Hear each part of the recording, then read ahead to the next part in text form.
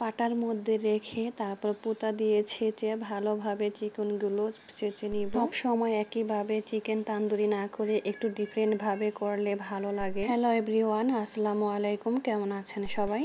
এই তো এই যে আমি একটা মুরগির আর কি আস্ত চিকেন যেটা বের করে নিয়েছি। একটা মুরগির মধ্যে 4 পিস হয়, সেটাই নিয়েছি। চিকেনটা আমি ভালোভাবে ছেঁচে নিলাম। তারপর সেই পাটার মধ্যে আমি দিয়ে দিলাম কতগুলো শুকনা মরিচ, আস্ত জিরা আর ধনিয়া। তারপর লবণ দিয়ে মরিচগুলোকে বেটে নিয়ে সাথে দিয়ে দিলাম আমি সয়া সস, ধনিয়া গুঁড়া আর হচ্ছে এখানে হলুদের গরম মশলা আর জিরার গুঁড়া। তারপর ভালোভাবে মশলাটা আমি মেখে রেডি করে নিচ্ছি। এই পর্যায়ে দিয়ে দিব আমি চিকেনগুলো ভালো করে মেখে নিতে হবে। ভালোভাবে মেখে তারপর একটু রেস্টে রেখে দিব, এতে করে চিকেনের মধ্যে যে মশলাটা দিতেছি সেই মশলাটা ভালোভাবে ডুববে।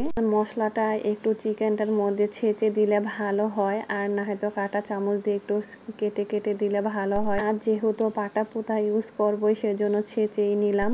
বাটাবাটি করার ঝামেলাটাই হচ্ছে একটু বেশি ভেজালের। বাটাবাটি করে যে মশলাটা বানানো হয় সেই মশলাটা চিকেনটা বানালে খুব বেশি মজার হয়। সত্যি কথা বলতে কষ্টের ফল একটু মিষ্টি হয়। আমার তো একদম আমি মরিচ বাটাবাটি করতে পারি না। মরিচ বাটাবাটি করলে দেখা যায় যে আমার হাত জ্বলে।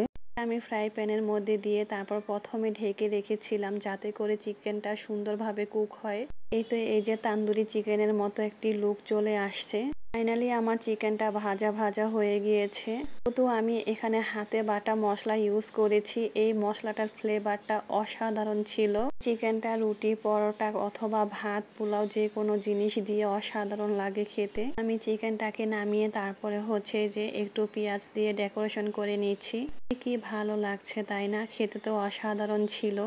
সচরাচর অতটা বেটে তারপর নেই না, আজ হচ্ছে মশলাটা বেটে তারপর নিয়েছি আর আমার হাতটা এখনো পর্যন্ত জ্বলতেছে। বাটার কারণে মশলাটার ফ্লেভারটাও খুব স্ট্রং ছিল আর খেতেও খুব টেস্টি হয়েছিল। আমার তো বাসায় সবাই এই রেসিপিটা খুব পছন্দ করেছিল। আমার বাসায় দেখা গেছে যে প্রতিদিনই চিকেন রান্না, তো তেমনভাবে ভিডিও করা হয় না। দেখা গেছে রেসিপি কোনো একটা করতে গেলে সময়টা আরও বেশি প্রয়োজন হয়।